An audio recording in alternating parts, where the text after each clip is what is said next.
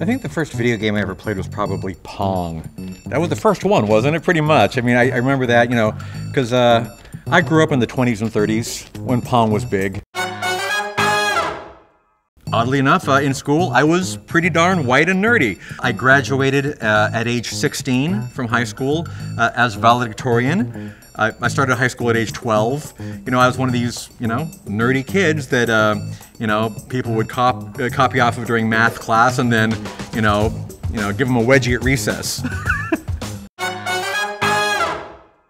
don't know that I would be considered a class clown. I was always a little different, a little weird. I remember when I was 12 years old, I told my guidance counselor that I wanted to write for Mad Magazine.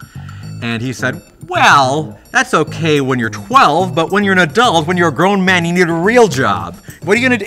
You're good at drafting, you're good at math, yeah, you got some design skills, why don't you be an architect?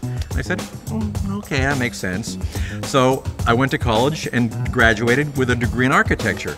But all during that time, I was obsessed with comedy and music, and I didn't have a passion for architecture. And I thought, you know, I'm young, I should take a chance, I should see if I can, you know, get a record deal. Luckily enough, within a couple of years I did. Recently, I was the guest editor of Mad Magazine.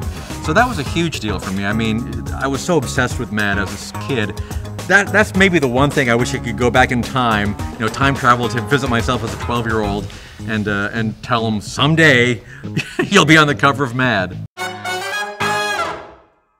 I think it wouldn't even be musical. It would be all just sound effects. It would be all just like chomping and the breaking of bone and gristle and screams of terror and voices, "My baby! What have you done to my baby?" It would be horrifying, as it should be.